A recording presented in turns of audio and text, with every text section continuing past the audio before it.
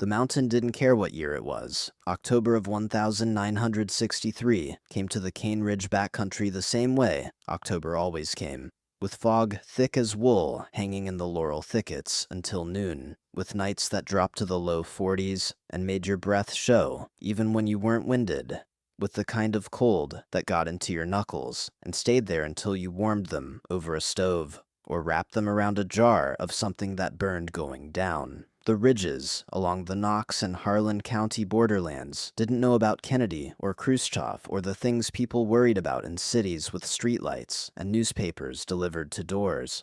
Up here, worry had older names: coal dust in the lungs, timber rights sold off by men who never walked the land, and the price of corn going up while the price of everything a man could make from corn stayed flat or fell. Ephraim Stone was 58 years old and looked 70.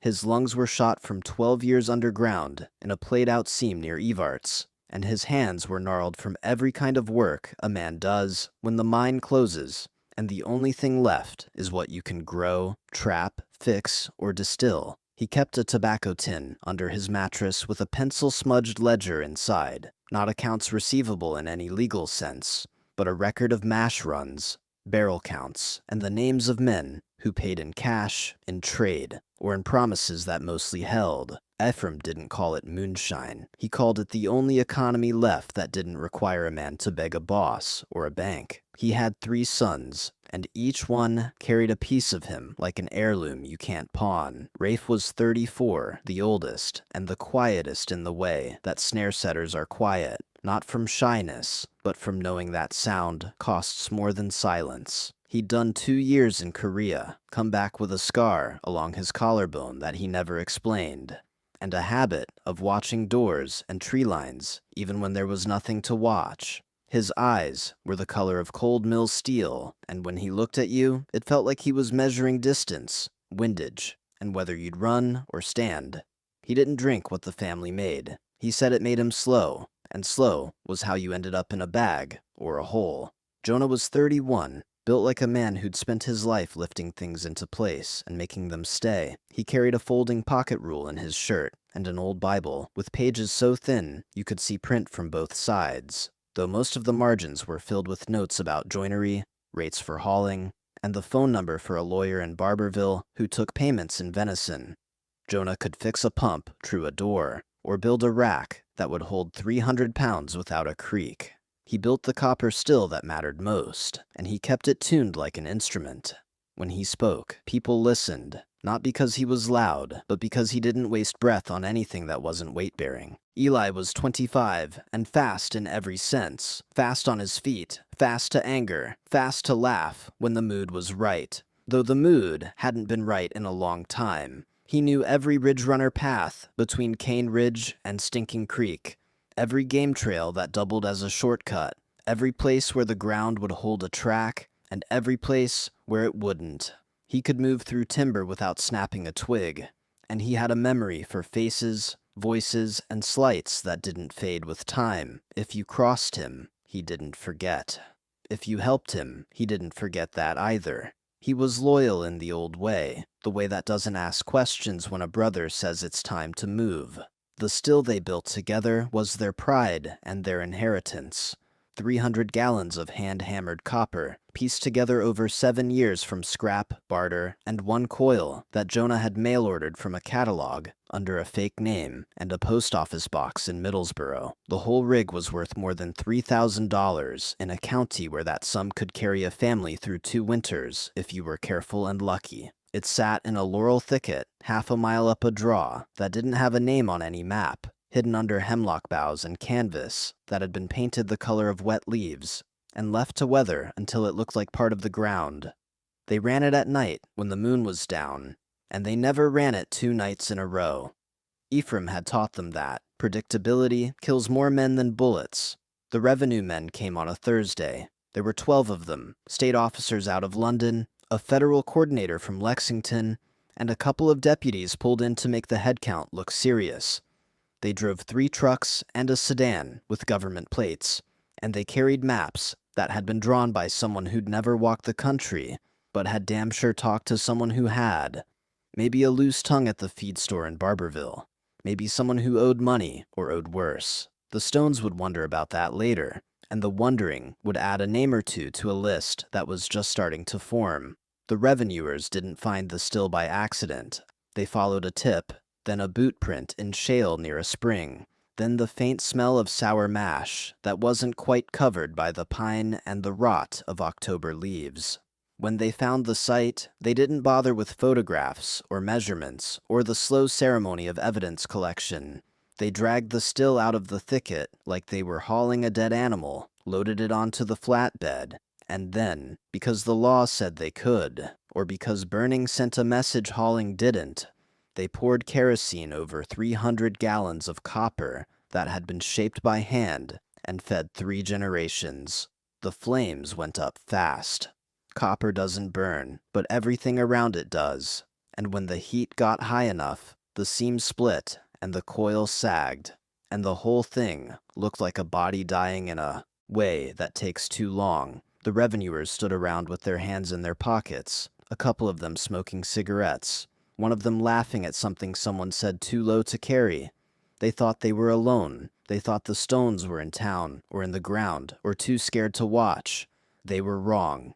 Ephraim Stone stood in the shadow of a hemlock about 60 yards upslope, gripping a branch with both hands until the bark came away in strips. He didn't make a sound. He didn't pray. He didn't curse. He just watched the fire eat the still, and he whispered names, not the names of saints or saviors, but the names of his sons. Rafe, Jonah, Eli. He said them like a roll call, like a muster, like the start of something that couldn't be called back once it was spoken into smoke. When the revenuers finally left, their trucks grinding down the logging trace in low gear, Ephraim stayed where he was, until the sound of engines faded, and the only noise left was the crackle of embers and the occasional pop of metal cooling too fast. Then he turned and walked back down the hill toward the home place, moving slow because his lungs wouldn't let him move fast, and because there was no hurry now. The thing that mattered was already gone.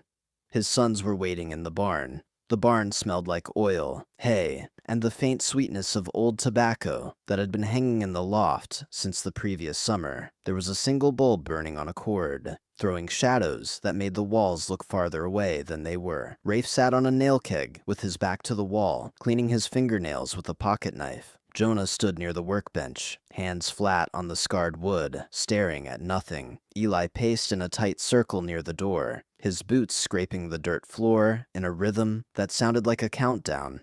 When Ephraim stepped inside, all 3 of them looked up. No one spoke for a long time. Finally, Rafe said, "They burned it." It wasn't a question. Ephraim nodded anyway.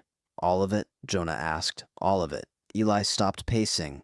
They laughed. Ephraim looked at him. "You were there?" "Close enough to hear." Rafe folded the knife and put it in his pocket. His voice was flat, like he was reading a weather report. Law took the still. Fire took the rest. Jonah straightened. "We rebuild. We've done it before." "With what?" Eli's voice was sharp, almost a shout. "Copper costs money we don't have. The coil was custom. The pot was Grandpa's. You can't rebuild what's already ash." "Then we find another way," Jonah said. "There is no other way," Eli shot back. "Not here. Not now. That still was the way." Rafe stood up. He didn't raise his voice, but when he spoke, the other 2 went quiet. They didn't have to burn it. They could have hauled it. They could have smashed it. They burned it because burning makes a man feel small. Ephraim moved to the bench and sat down slowly, one hand on his chest like he was holding something in. "I know what you're thinking." "Do you?" Rafe asked. "I do, because I'm thinking it too." Jonah shook his head. "We can't. We start down that road. We're already on it," Rafe said. "They put us there when they struck the match." Eli turned to his father. "You saw them. You got names?" Ephraim coughed, a wet, rattling sound that bent him forward. When he straightened, his face was gray. "I got a count. 12. 12, Eli repeated. He said it like a prayer or a curse, and maybe it was both. Jonah looked at his brothers, then at his father. "If we do this, we're not coming back from it. You know that." Rafe nodded. "I know. They'll hunt us. They'll bring more men, more trucks, more everything." "Let them. We'll lose." "We already lost," Rafe said. "The still's gone. The work's gone. They took it and they laughed. Now, we take something back. Eli grinned, but it wasn't a happy thing. It was the grin of a man who'd been holding his breath underwater, and finally decided to stop fighting the current. What do we take? Rafe looked at him, then at Jonah, then at Ephraim. 12. Ephraim closed his eyes. He didn't say yes. He didn't say no. He just sat there, breathing in the smell of hay and oil and the ghost of smoke that had followed him down from the ridge. When he opened his eyes again, he looked at each of his sons in turn, and what he saw there wasn't rage or madness or anything that could be talked down. It was something colder and cleaner, arithmetic. No new guns, Ephraim said finally. Nothing that draws questions at a store or a pawn. You use what we've got. Rafe nodded. Winchester 30-06, Marlin 30-30, two 12-gauge pumps, the Smith revolver. No talk in town, Ephraim continued. No drink. No one outside this room knows a damn thing. Agreed, Jonah said quietly. And no glory, Ephraim added, looking hard at Eli. You don't carve names. You don't leave notes. You don't make this into a story someone can tell and get the details wrong. You do it. You come home, and you live with it quiet. Eli's grin faded. He nodded. Ephraim coughed again, softer this time, and stood. Then you'd better start figuring how. Jonah walked to the far end of the barn and came back with a sheet of rough plank and a piece of charcoal from the stove. He laid the plank flat on the bench and started drawing, lines for creeks, X's for roads, circles for places where the land narrowed, and a man had no choice but to pass through if he wanted to get where he was going. Rafe and Eli leaned in, and for the next 2 hours, they didn't speak except to point, to correct, to ask questions that had answers made of dirt, distance, and the dark. By the time they finished, the bulb overhead had dimmed, and the barn had gone cold. The map on the plank looked like a diagram of a body, with arteries and pressure points marked in smudged charcoal.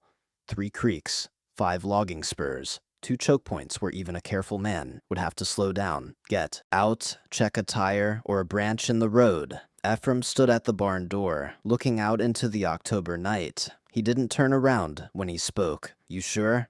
Rafe answered for all of them. We're sure. Ephraim nodded once, slow and heavy, like a hammer falling. Then he stepped outside, and the sons followed, moving through the dark toward the house where a single lamp burned in the kitchen window, and a pot of coffee sat cold on the stove. They didn't speak. There was nothing left to say that hadn't already been drawn in charcoal and carved into silence. The mountain didn't care. The fog rolled in, the temperature dropped, and somewhere out on Route 25, 12 men slept in 2 rooms at a motor court, their boots lined up by the door, their jackets hung on chairs, their dreams, if they had any, full of copper, fire, and the satisfaction of a job they thought was done. They were wrong about that, too. The motor court sat just off Route 25, about 8 miles south of Barberville, in a stretch of road where the only landmarks were a diner that never closed, and a Texaco station, with a phone booth out front that tilted 3 degrees to the left. The place was called the Ridgeline Motor Court, though there wasn't a ridge in sight, just flat bottom land, and a gravel lot big enough for a dozen vehicles, if nobody cared about door dings.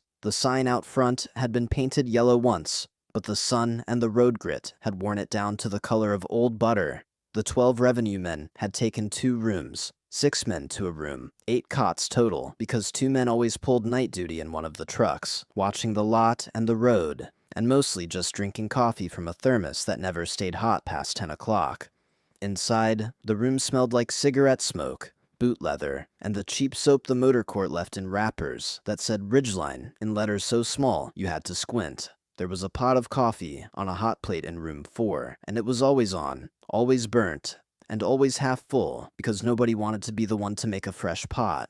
Their routine had settled into something predictable, and predictability was the first mistake. They ran day raids near the coal spur roads, poking into hollows and laurel thickets, with maps that were more guess than gospel, following tips that came from informants who got paid $5 for a name and $10 for a location. Most of the raids turned up nothing, a few jars buried in a creek, a coil so rusted it looked like modern art, maybe a barrel that smelled like something had died in it. Twice, they found stills worth seizing, and both times they burned them on site because hauling took time and burning sent a message. Or so the federal coordinator said. His name was Vincent Lattimore, and he wore his authority like a wool coat in summer. Too heavy, too tight, and impossible to take off, even when it made him sweat. At dusk, they came back to the motor court, filed paperwork on clipboards with carbon sheets that smudged if you breathed wrong, and made phone calls from the booth outside the diner. The diner served pie 3 inches high, apple, cherry, and a chess pie that tasted like sugar and regret, and the waitress knew their orders by the 3rd day. Coffee, black, burger, medium, pie, whatever was left. They tipped in loose change and spoke too loud because they were tired and far from home, and nobody in the diner wanted to sit near them anyway. The locals had a way of looking at revenue men that didn't involve looking at them at all. Eyes slid past like oil on water. Conversation stopped when a uniform walked by, then resumed at half volume. The men in pressed jackets told themselves it was fear or respect, but it was neither. It was the mountain's way of saying, you're not from here, you don't know here, and when you leave, we'll still be here. The Stone brothers studied them, the way you study a creek before you cross it, by watching where the current pulls, where the rocks sit, and where a man might slip. Jonah went first. He drove into Barberville in a Ford pickup that was more rust than paint, parked near the feed store, and spent 20 minutes fixing a farmer's fence gate that had sagged so low it scraped the ground.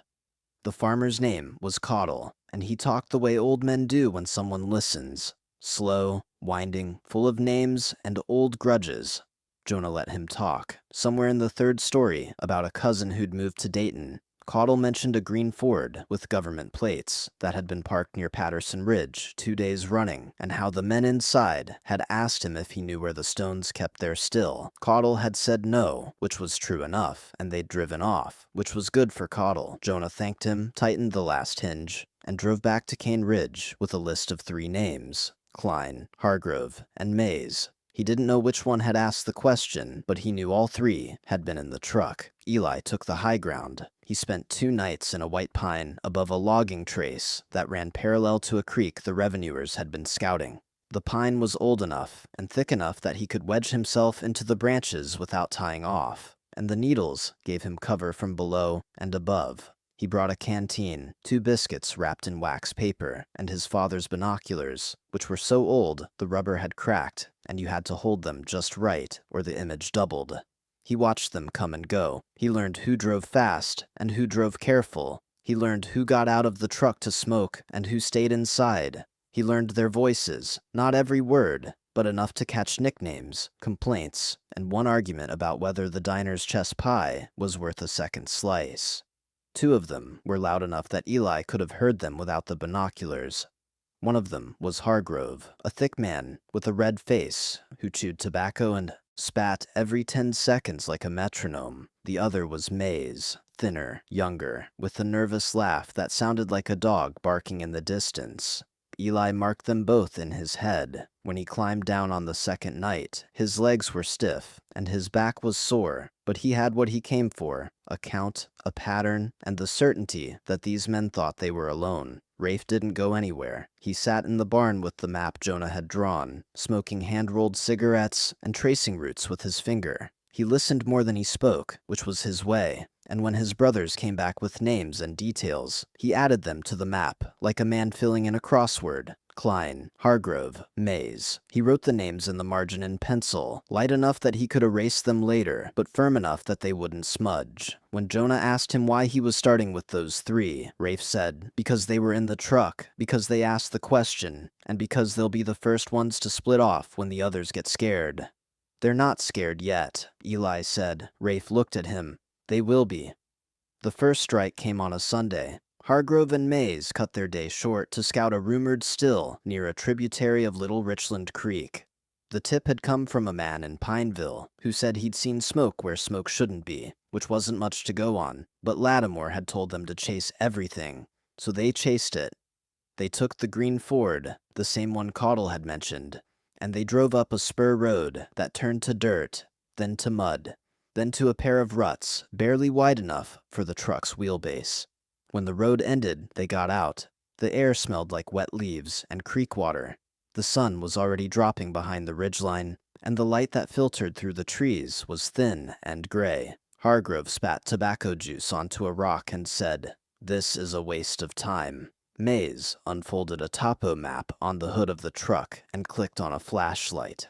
The batteries were weak, and the beam came out yellow and dim. Says there's a feeder creek about 200 yards northeast. If there's a still, it'll be near water. If there's a still, we won't find it before dark, Hargrove said. Let's mark it and come back tomorrow. Mays nodded. He folded the map wrong, creased it where it wasn't supposed to crease, and stuffed it into his jacket pocket. Hargrove spat again, then turned toward the truck. That's when Rafe shot him. The sound cracked through the hollow like a branch breaking under weight, sharp and flat and wrong. Hargrove dropped to his knees, one hand reaching for his chest, the other reaching for nothing. His mouth opened, but no sound came out. He knelt there for 2 seconds, maybe 3, and then he fell forward onto his face and didn't move. Mays ran. He didn't think. He didn't reach for the radio or the shotgun in the truck or the pistol on his belt. He just ran,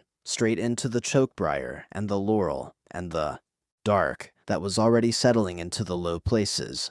His boots hit the ground hard and uneven, snapping sticks and splashing through a creek he didn't see until he was knee-deep in it. He ran uphill because uphill felt like a way, and away felt like safety. And safety was all his brain could process. Eli was already ahead of him. Eli had circled wide when Rafe took his position, moving through the timber on a game trail that didn't show on any map. He'd climbed a rise, settled behind a deadfall, and waited. When he heard the shot, he counted to 5, then to 10. Then he heard the crashing and splashing, and knew Mays was coming his way. Mays broke into a small clearing, breathing so hard it sounded like sobbing. He stopped, bent over, hands on his knees, trying to pull air into lungs that wouldn't cooperate. He looked back the way he'd come, then forward, then back again. Eli stood up. Mays saw him and froze. For a moment, neither of them moved. Then Mays straightened and reached for the pistol on his belt. The second report sounded like a door closing, solid, final, without echo. Mays fell backward into the weeds, one leg bent under him, the other stretched out straight, like he was trying to take a long step. The pistol fell out of his hand and landed in the leaves. Eli walked over, picked it up, wiped it on his sleeve, and set it on a stump where someone would find it eventually. He didn't check Mays for a pulse. He didn't need to. Rafe came through the trees 5 minutes later, moving slow and quiet. He looked at Mays, then at Eli, then back toward the clearing where Hargrove lay. Clean? Clean enough, Eli said. Anyone here? If they did, they're not coming. Rafe walked back to the truck. Jonah was already there, wiping down the hood with a rag that smelled like axle grease and cold creek water. He'd poured the weak coffee out of the thermos, unscrewed the cap on the gas tank so it looked like someone had tried to siphon, and left the driver's side door open, like Hargrove had planned to come back. Map? Rafe asked. Jonah held up the folded topo, then stuffed it into the glove box and closed it. Prints? Gone. Rafe looked around one more time, at the truck, the trees, the road that led back to somewhere that wasn't here. Then he nodded, and the 3 of them walked into the timber and disappeared like smoke into fog. By the time the sun set, Hargrove and Mays were just names on a list that had gotten shorter by 2. The remaining 10 didn't find them until Monday morning. A deputy drove up the spur road on a hunch, found the truck, found Hargrove face down in the dirt, and radioed for help. They found Mays an hour later, 15 minutes into the timber, already stiff and cold. The pistol on the stump confused them until someone said maybe he'd drawn it and dropped it when he ran. That theory didn't hold water, but it floated long enough to make it into the report. Lattimore stood over Hargrove's body and didn't say a word for a long time. When he finally spoke, his voice was tight. Pack it up, get them out of here, and nobody leaves the motor court alone after dark. Understood? The men nodded. A couple of them looked at the tree line like they expected something to step out. Nothing did. That night, back at the Ridgeline Motor Court, they locked the doors and slept in their boots. A few of them argued about calling in reinforcements. State police, maybe federal marshals, maybe the damn National Guard. Lattimore shut it down. We stay. We finish the job. We don't let a couple of hillbillies with rifles turn this into a retreat. One of the younger men, a deputy named Whitaker, asked, "What if it's not a couple? What if it's more?" Lattimore looked at him like he'd just suggested the earth was flat. "Then we shoot more." But the confidence in his voice didn't match the look in his eyes, and everyone in the room could hear the difference. In the barn at the Stone home place, Rafe crossed 2 names off the list. Jonah sat on the nail keg, staring at his hands. Eli cleaned the rifles, running the brush through the barrels, with the kind of focus that didn't leave room for talk. Ephraim came to the door, but didn't step inside. He looked at his sons, and his sons looked back, and for a long moment, the only sound was the scrape of the brush in the barrel and the distant call of an owl that didn't care about any of this. 2 down, Ephraim said. 10 to go, Rafe replied. Ephraim coughed, turned, and walked back to the house.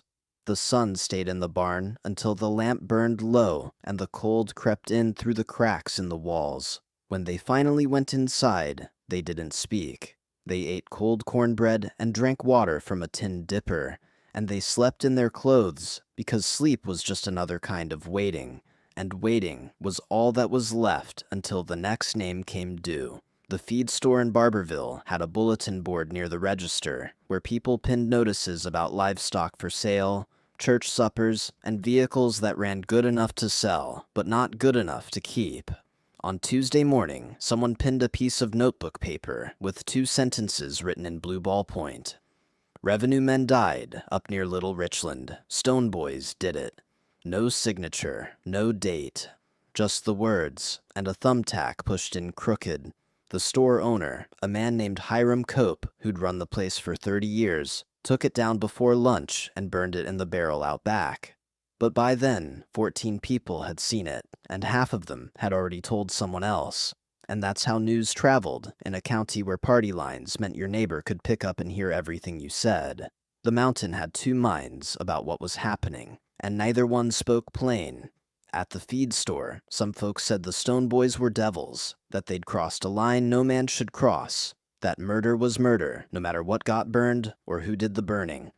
Those folks didn't say it loud, and they didn't say it where anyone might repeat it back to the Stones, but they said it just the same, in tight little knots by the seed bins, in the parking lot before they drove off, in the pews at church where prayers got started, but nobody knew quite how to end them. Others said something colder, and they said it even quieter. They were warned, that's all. Just 3 words that carried more weight than a sermon. They didn't mean the Stones had been warned. They meant the revenuers had been. Burning a man still was one thing. Burning it in front of God and the mountain was another. Some codes don't live in law books. They live in the ground, in the memory of what happens when you push a man past his last means, and then laugh while it burns. Neither side said the name of the sheriff out loud. They just said the office, as if the building itself might make decisions without the man inside it. The sheriff's name was Carl Bridger, and he was 62 years old, 4 months from retirement, and smart enough to know that stepping between the Stones and the federal men was a good way to end up in a ditch that didn't show on a map.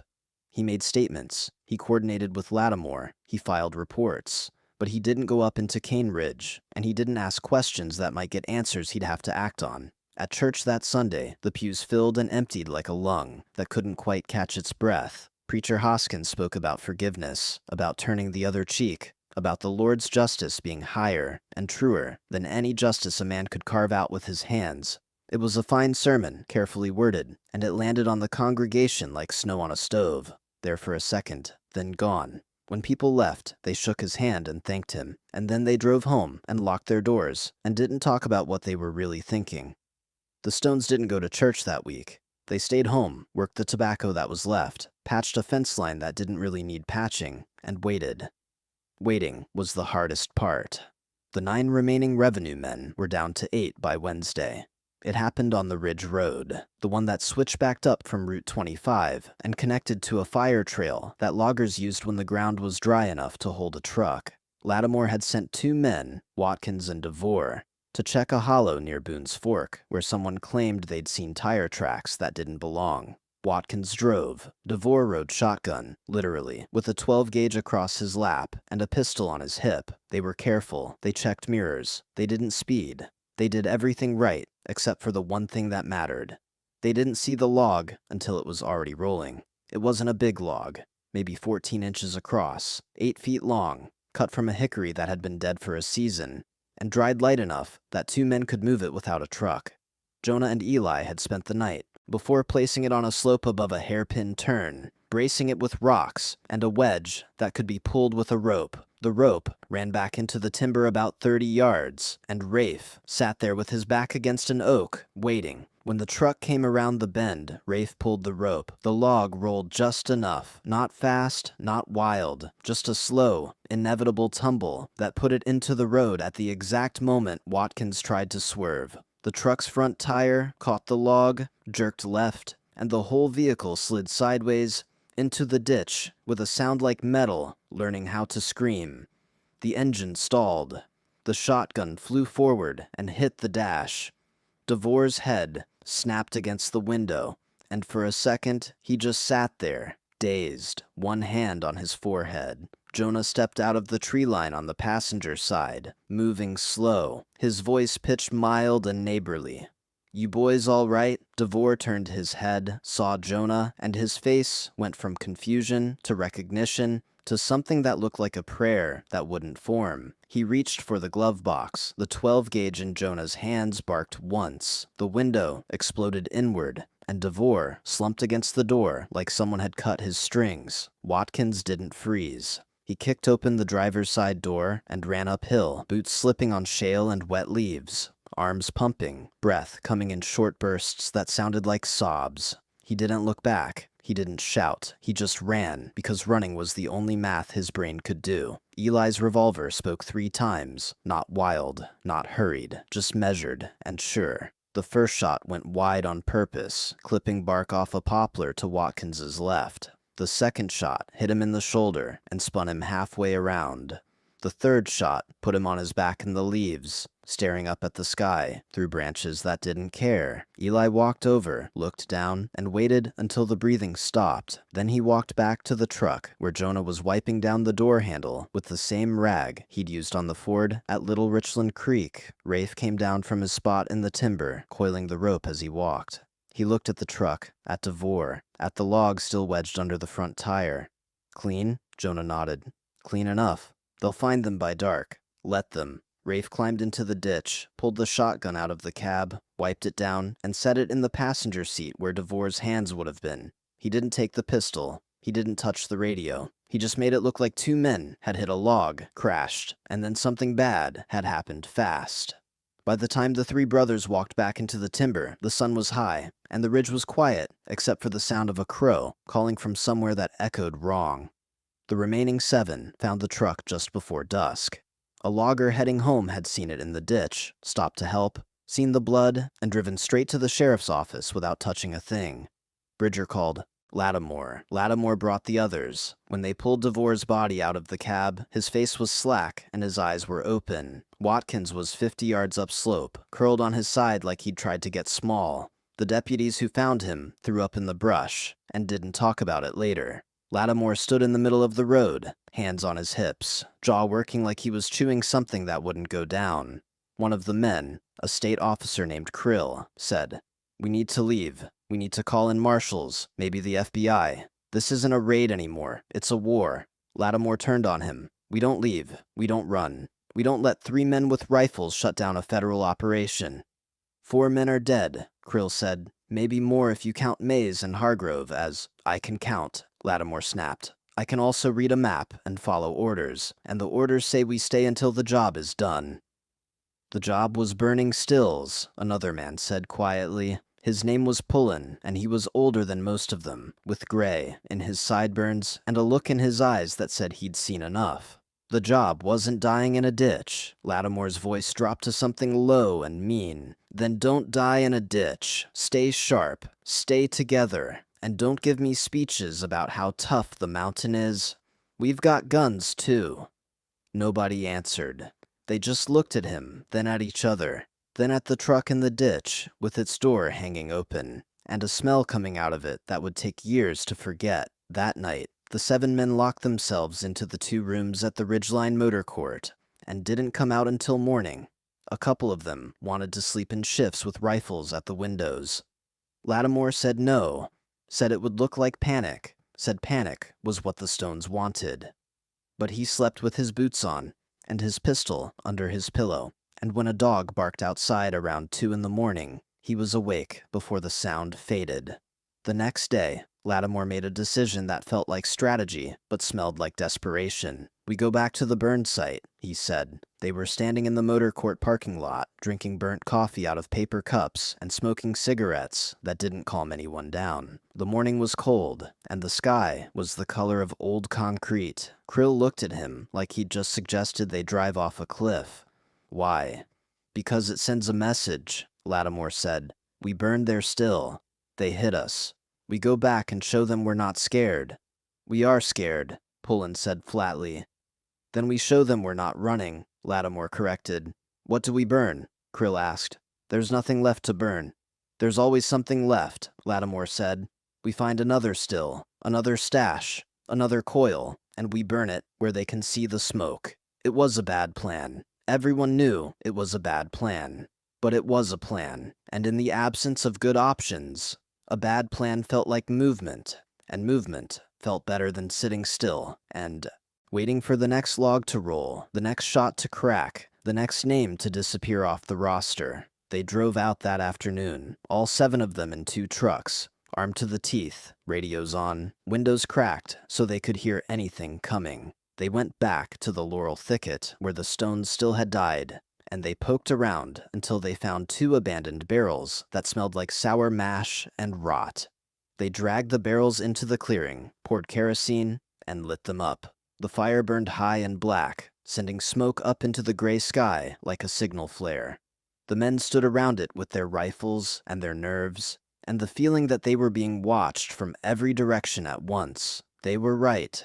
But the stones weren't watching from the tree line this time. They were 10 miles away, studying a map of the routes between the motor court and the county line, marking the back road that nobody used except hunters and bootleggers, counting the places where a truck would have to slow down, where the road narrowed, where the trees grew close enough that a man could step out and be gone before anyone could aim. Rafe tapped the map with his finger. "They'll split soon." "Why do you think that?" Jonah asked. "Because they're scared, and scared men don't stick together. They either freeze or they run, and freezing only lasts so long." Eli grinned. "Then we help them make up their minds." The bait was Jonah's idea. They built a fake still out of scrap tin, old pipe, and a barrel that had been sitting behind the barn since Ephraim's father died. It didn't have to work. It just had to look like it worked. Enough to draw eyes, enough to make a report, enough to pull men into a hollow that looked safe on a map but felt wrong the moment you stepped into it. They set it up in a laurel nest at the bottom of a bowl of land that didn't have a name, a place where the ridges rose on 3 sides, and the only way in or out was through a gap so narrow you had to turn sideways if you were carrying anything wider than your shoulders. They scattered wood shavings, poured a little mashed sweet water on the ground, and left boot prints that led where no fox would go. Then they waited. The tip came in on Friday. Someone, maybe the same someone who'd pinned the note at the feed store, maybe someone else, called the sheriff's office and said they'd seen smoke near Piney Branch. Said it smelled like a run. Said it was fresh. Bridger passed it to Lattimore. Lattimore took 4 men. Their names were Krill, Pullen, Tipton, and a young deputy named Lane, who'd only been on the job 6 months and spent most of his time trying not to look as scared as he felt. They parked the trucks at the top of the gap and walked in on foot, rifles up, moving slow and quiet. The air smelled like laurel and damp earth and something faintly sweet that might have been mash or might have been rotting fruit. They moved in a line, 5 feet between each man, eyes scanning. The trees and the ground and the sky all at once. Krill saw the still first. He raised a fist, and the others stopped. For a moment, nobody moved. Then Tipton whispered, "That's it. That's a still." "Looks fresh," Lane said. Pullen didn't say anything. He just stared at the trees, at the ridges on 3 sides, at the way the light came down in narrow shafts that didn't quite reach the ground. "This doesn't feel right. Nothing feels right anymore," Krill muttered. Lattimore wasn't with them. He'd stayed at the trucks with the radios, which was either smart or cowardly, depending on who you asked later. Tipton walked toward the still, rifle low, eyes up. He got within 10 feet and stopped. "It's a fake," What? Krill moved closer. Look at the seams. That's tin, not copper. And there's no fire pit, no ash, no nothing. This is bait. The word hung in the air like a kicked hornet's nest. Lane turned to run. Pullen grabbed his arm. Don't run. We walk out, slow, together. But it was already too late. Rafe's first shot took Tipton in the chest. He dropped where he stood, rifle clattering on rock. Krill spun and fired into the trees, into nothing, into everywhere. Jonah's 12-gauge answered from the ridge to the left, and Krill went down in a heap. Pullen fired twice, methodically, at shadows that didn't have shape. He backed toward the gap, covering Lane, who was frozen in place with his rifle shaking in his hands. Move, goddammit! Move! Lane moved. He turned and ran for the gap, and Eli's revolver cracked twice. The first shot hit Lane in the leg and put him on his knees. The second shot hit him in the back, and he fell forward into the laurel and didn't get up. Pullen made it to the gap. He was 56 years old, too old for running, too old for this.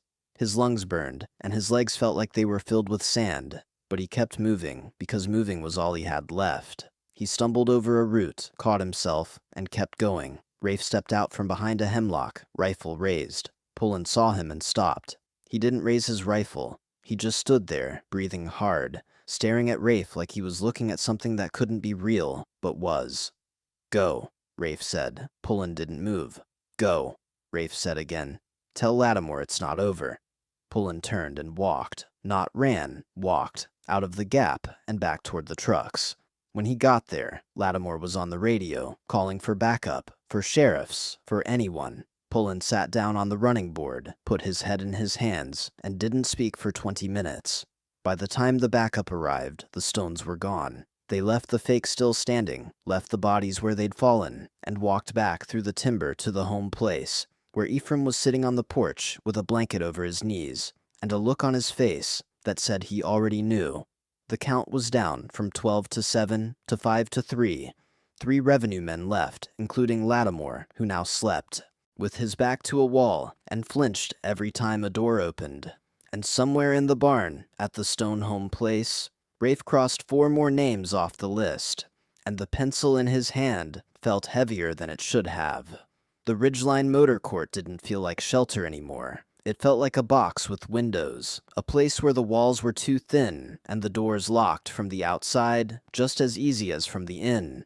The 3 remaining revenue men, Lattimore, a state officer named Kehoe, and a federal agent named Mossman, who'd been pulled in from Lexington after Tipton died, sat in room 4 with the lights off and the curtains drawn, drinking coffee that had gone cold an hour ago, and listening to every sound that came from the parking lot. A car door, a dog barking, the wind pushing a trash can across the gravel. Every sound felt like the start of something. Pullen had quit. He'd walked into the sheriff's office Saturday morning, set his badge on Bridger's desk, and said, "I'm done." Bridger didn't try to talk him out of it. He just nodded, filed the paperwork, and watched Pullen walk out the door, like a man who'd aged 10 years in 10 days.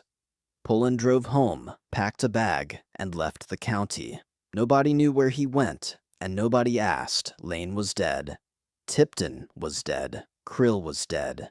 DeVore, Watkins, Mays, and Hargrove were dead. 8 men gone in less than 2 weeks. And the only thing left was 3 names, 3 heartbeats, and a decision that nobody wanted to make. Lattimore wanted to stay. He said it every time someone suggested leaving, said it like a mantra or a threat. We don't run. We don't let 3 hillbillies with rifles turn this into a federal embarrassment. We stay. We finish the job. But his voice didn't carry the weight it used to. It sounded hollow, like he was reading from a script he'd written when he still believed the words. Kehoe wanted to leave. He was 38, married, with 2 kids in school and a mortgage on a house in London that he'd never see again if he died in a ditch in Knox County. He said it plain. There's no job left to finish. The stills are burned. The only thing left is us, and if we stay, we're next. Mossman didn't say much. He was federal, which meant he outranked Lattimore on paper, but didn't want to pull rank because rank didn't stop bullets. He sat in the corner with a shotgun across his lap, cleaning his fingernails with a pocket knife, and every now and then he'd look up and say something like, "How many men does it take to admit a mistake?" Nobody answered, because the answer was either more than 3 or fewer than 8, and neither one felt good. On Sunday morning, they made the worst decision of all. They compromised. Kehoe and Mossman would drive west to London, pick up reinforcements, and come back with enough men and guns to flood Cane Ridge and end this the way the law was supposed to end things, with numbers, authority, and the weight of a government that didn't lose 2 individuals. Lattimore would stay. He'd coordinate with Bridger, keep the radios on, and make sure nobody thought the federal government had tucked tail and run. It was a plan that satisfied no one and protected nothing, but it was a plan, and in the absence of good options, it felt like the only move left. They split up Monday morning. Kehoe and Mossman took the better truck, the one with new tires and a radio that worked, and they left just after dawn, when the fog still sat heavy in the low places and the roads were slick with dew. Lattimore watched them go from the door of room 4, standing in the cold in his shirt sleeves, one hand on his pistol, the other holding a cigarette that had burned down to the filter without him noticing. When the truck disappeared around the bend, he went back inside, locked the door, and sat on the edge of the cot with his head in his hands. He didn't know it yet, but he was already alone. Kehoe drove. Mossman rode shotgun with the 12-gauge across his lap and his eyes on the mirrors. They took Route 25 north, then cut west on a back road that Kehoe swore was faster, a 2-lane blacktop that ran through timber and farmland, and past houses that looked abandoned, even when they weren't. The road was empty, no cars, no trucks, no signs of life, except for a few cows in a field, and a hawk circling high enough that it looked like a punctuation mark against the sky. They were halfway to London when the road narrowed. It happened gradually. The shoulders shrank, the trees grew closer. The blacktop turned to patched asphalt that had more cracks than surface. Mossman shifted in his seat. "This the right road?" "It's the fast road," Kehoe said. "Fast doesn't mean right. It's fine. I've driven it a dozen times." But Mossman's hand tightened on the shotgun, and his eyes went from the mirrors to the trees to the road ahead, where the pavement curved and disappeared behind a stand of pine. The Stone brothers had been waiting since Saturday. They'd picked this road because it was the only back route to London that didn't add an hour to the drive, and because it had a spot, just one, but one was enough, where the road bent hard around a limestone outcrop, and the trees on both sides grew so close that the canopy blocked most of the light. It was the kind of place where you slowed down, even if you didn't mean to, where you leaned forward and squinted and didn't see the pickup parked sideways across the road until you were already hitting the brakes. Kehoe saw the truck and swore. He slammed the brakes, and their vehicle skidded 10 feet before stopping, nose to nose with the rusted Ford that had been sitting in the Stones' barn since Ephraim bought it in 1947. Mossman raised the shotgun. Back up now." Kehoe threw the truck into reverse, but the engine coughed and stalled. He turned the key. The starter clicked again. Nothing. "Out," Mossman said. He kicked, opened the passenger door, and rolled out with the shotgun, crouching behind the door, scanning the trees. Kehoe scrambled out the driver's side, pistol in hand, breathing so hard he couldn't hear anything except his own heartbeat. The first shot came from the ridge to the right. Rafe fired once, and the round punched through the windshield where Kehoe's head had been 2 seconds earlier. Glass exploded inward, and Kehoe dove behind the front tire, firing blindly into the trees. Mossman fired twice into the timber, pumped the shotgun, and fired again. The sound was enormous in the narrow space, echoing off the limestone and the trees and the sky. He didn't hit anything. He couldn't see anything. He was firing at ghosts. Jonah stepped out from behind the limestone outcrop, 30 yards ahead, and fired the Marlin lever action. The round hit Mossman in the shoulder and spun him sideways. The shotgun flew out of his hands and clattered onto the road. He stumbled, caught himself against the truck, and reached for the pistol on his belt. Eli was already behind him. Eli had circled through the trees, while Rafe and Jonah held their attention forward. He moved quiet as smoke, stepping over roots and rocks and wet leaves without a sound. When he stepped onto the road, he was close enough to see the sweat on the back of Mossman's neck.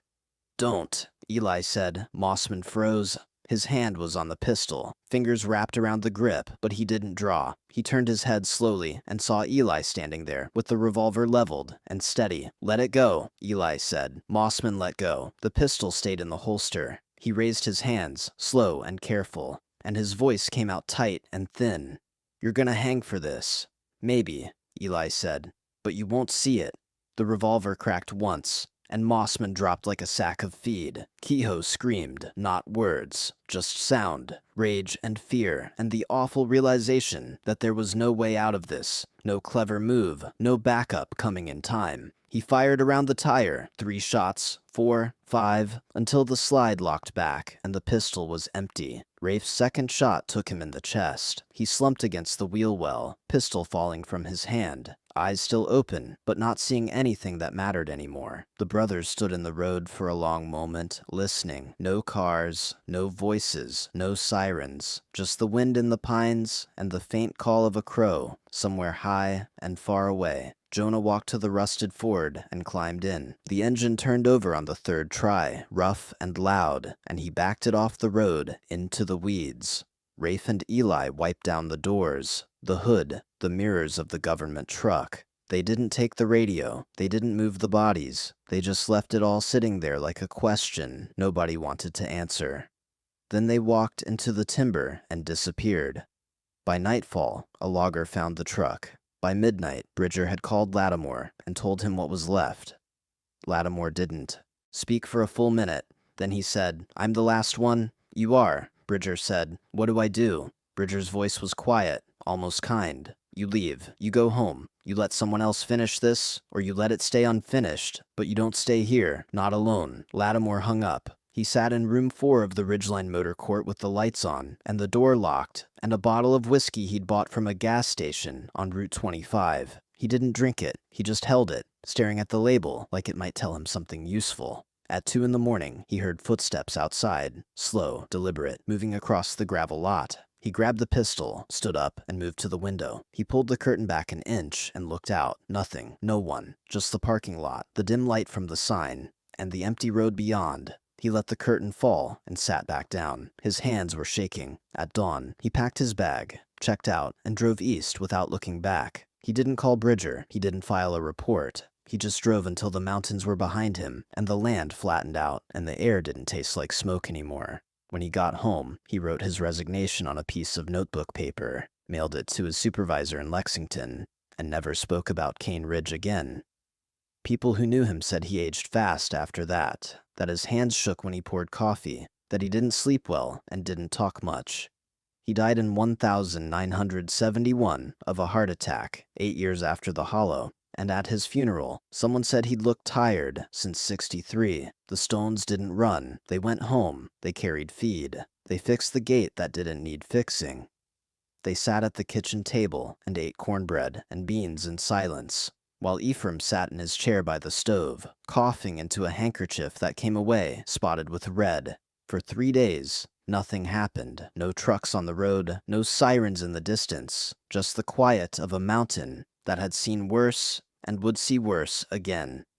On the 4th day, the cars came, 3 vehicles rolling slow up the gravel drive, doors opening before the engines cut off, men in uniform stepping out with rifles and shotguns, and the weight of a law that had finally decided to move. County deputies, state police, a federal marshal from Louisville with a briefcase and a warrant and a voice that didn't shake when he read the names. Rafe Stone, Jonah Stone, Eli Stone, wanted for 12 counts of murder. Ephraim was on the porch, blanket over his knees, watching them come like they were weather he couldn't outrun. His face was gray, his breath shallow, and his eyes held a look that wasn't fear or defiance, just the quiet acceptance of a man who'd already counted the cost and knew the bill was due.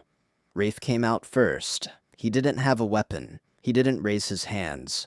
He just stood there, still as stone, and said, "We won't make this hard."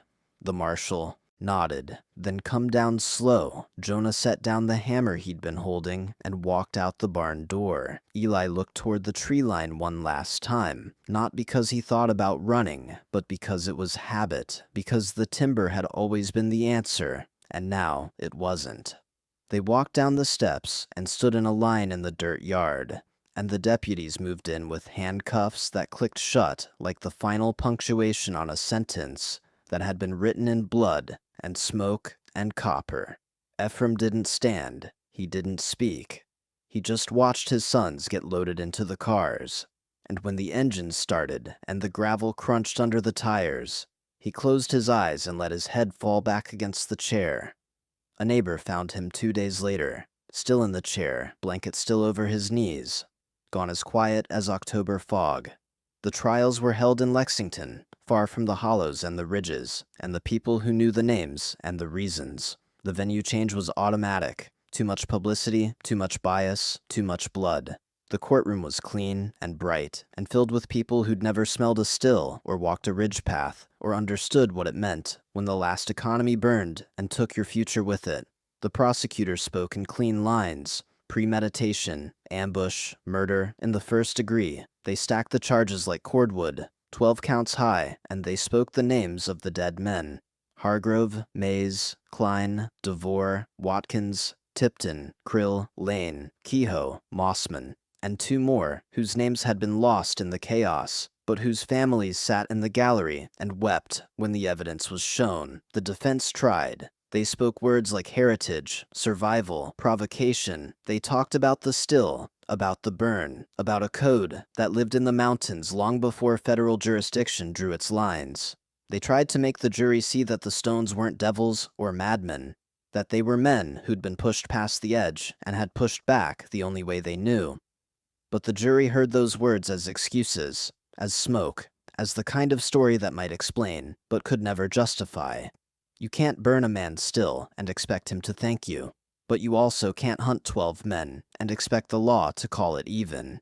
The verdict came back in 4 hours. Guilty, 12 counts, all 3 brothers. The sentencing took longer because the judge was old and careful and wanted the punishment to fit not just the crime, but the message. Rafe Stone, life without parole. Jonah Stone, 40 years. Eli Stone, 35 years. They were let out in chains, and none of them looked back at the gallery, where a few people from Cane Ridge sat silent and stone-faced, and a few widows from places far away sat with tissues pressed to their mouths. The ripples spread wide and slow, the way violence always does. Widows in Indiana and Ohio and Tennessee folded black coats and kept photographs from newspapers that printed words like massacre and manhunt and mountain justice. They didn't speak the stones' names, and they didn't speak the names of their husbands, because speaking made it real in a way that silence didn't. In Knox County, some folks spoke the brothers' names low, like you'd speak of a storm that had passed or a fire that had burned out. There was respect in it, and revulsion, and the strange truth that both could live in the same breath. Others didn't speak the names at all. They just looked away when the subject came up, changed the conversation, and let the silence do the work. The laurel thicket, where the still had died, became a place teenagers dared each other to step into after dark.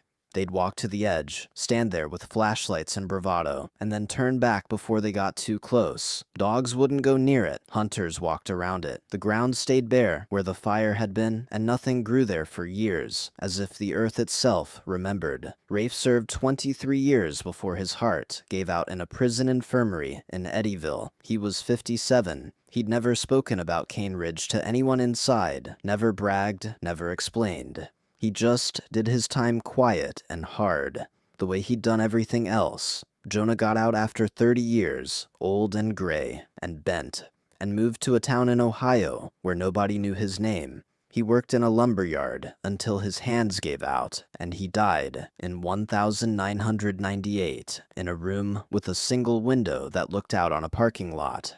Eli was paroled in 2001, 63 years old, his fast legs long gone, his memory still sharp. He moved back to Kentucky, but not to Cane Ridge. He stayed in a trailer near Corbin, lived on disability, and died in 2007. At his funeral, 3 people came, and none of them said much. The question that won't quit, the one that still sits in the mountain air like fog that won't burn off, is this: were the stones right? Not legally, not morally, but in the old code. The one that said a man protects what's his, and answers fire with fire, and doesn't bow when the burning starts. Were they right? There's no answer that satisfies everyone. The law said no. The widows said no. The mountain said, well, the mountain never speaks plain. It just holds the bones and the stories and the places where the ground won't grow. The stones crossed a boundary no one should cross.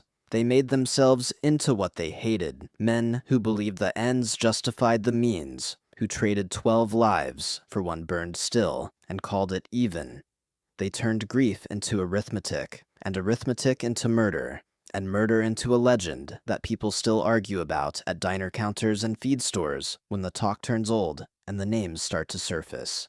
But they were made in a world where law arrived late, where the last paying work fell through like rotten floorboards, where a copper coil wasn't a hobby or a crime. It was inheritance, survival, the only economy left when everything else dried up or got sold off or disappeared into the ground with the coal dust.